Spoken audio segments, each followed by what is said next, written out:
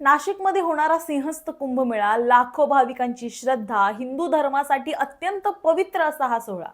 पण याच पवित्र सोहळ्याच्या तयारीला आता वादाचं ग्रहण लागलंय का?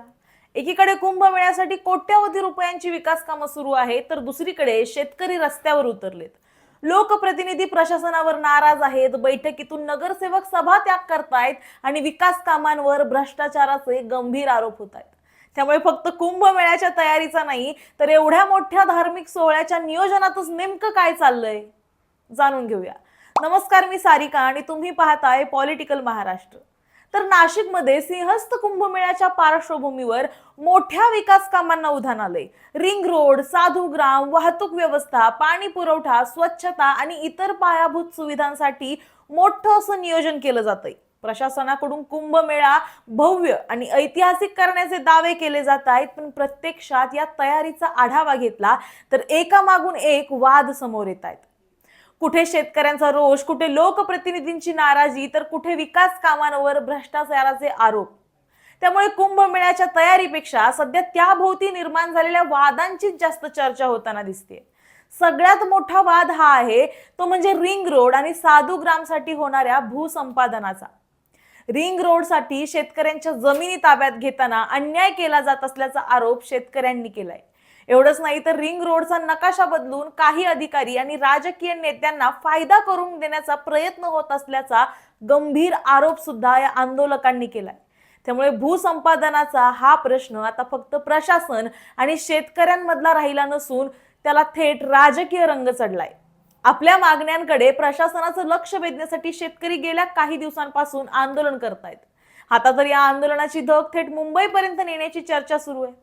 आंदोलकांनी गेल्या 2 दिवसांपासून अंबड पोलीस ठाण्यात ठिय्या आंदोलन सुरू केलंय. प्रशासनानं शेतकऱ्यांच्या मागण्यांवर ठोस निर्णय घ्यावा आणि भूसंपादन प्रक्रिया पारदर्शकपणे राबवावी, अशी आणि एवढीच त्यांची मागणी आहे.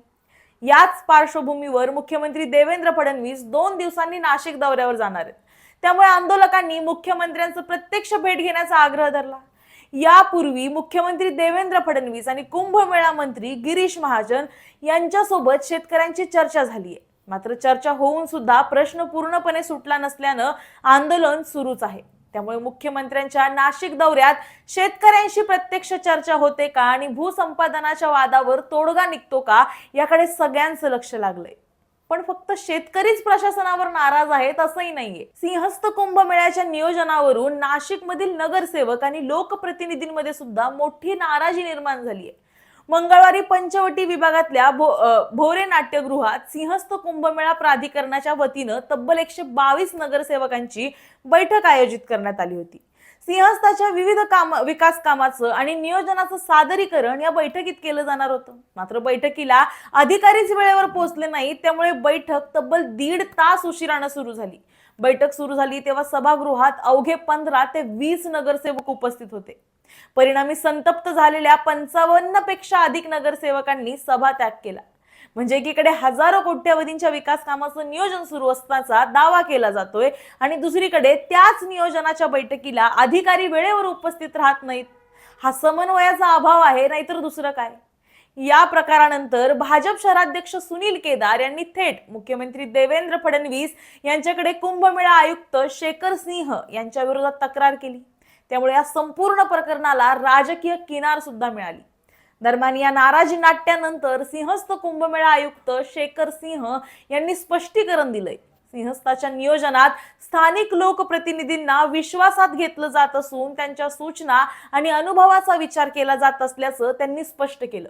नाशिकमधल्या अनेक लोकप्रतिनिधींना 2 ते 4 कुंभमेळ्याचा अनुभव असल्यानं त्यांच्या अनुभवाचा नियोजनात उपयोग केला जात असल्याचंही त्यांनी सांगितलं. पण आता केवळ स्पष्टीकरण देऊन भागणार नाही, कारण प्रशासन आणि लोकप्रतिनिधींमधल्या समन्वयाचा प्रश्न समोर आल्यानंतर शेखर सिंह यांनी स्वतः पुढाकार घेतलाय. 3 सप्टेंबर रोजी सर्व नगरसेवक आणि लोकप्रतिनिधींची एकत्रित बैठक ते घेणार आहेत. या बैठकीत सिंहस्थाच्या विकास कामाचं आणि आगामी नियोजनाचं सादरीकरण तर केलं जाणारच आहे, पण त्यासोबतच प्रशासन आणि लोकप्रतिनिधींमध्ये पुन्हा एकदा समन्वय निर्माण करण्याचा प्रयत्न केला जाणार आहे.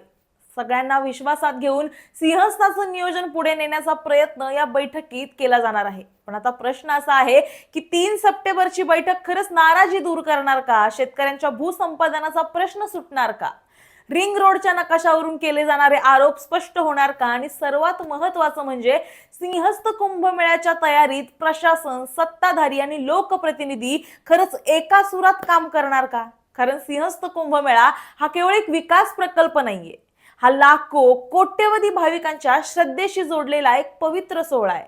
अशा सोहळ्याच्या तयारीत जर नाराजीचं नाट्य, राजकीय आरोप, भ्रष्टाचाराचे आरोप, भूसंपादनाचा वाद आणि प्रशासन लोकप्रतिनिधींमधला समन्वयाचा अभाव सतत समोर येत असेल तर साहजिकच प्रश्न उपस्थित होणार. श्रद्धेच्या या महाकुंभाला विकास कामांची गरज आहे, भव्य नियोजनाची गरज आहे, पण त्याहून जास्त गरज आहे ती पारदर्शकतेची, समन्वयाची आणि लोकांचा विश्वास जिंकण्याची. नाहीतर कुंभमेळा भव्य करण्याच्या नादात त्याच कुंभमेळ्याच्या तयारीवर वादाचं गालबोट लागलं तर ही बाब प्रशासनासाठी सुद्धा आणि सत्ताधाऱ्यांसाठी सुद्धा नक्कीच चिंतेची ठरेल. तुम्हाला याबद्दल काय वाटतं हे आम्हाला कमेंटमध्ये नक्की सांगा आणि अशाच व्हिडिओसाठी पाहत रहा पॉलिटिकल महाराष्ट्र.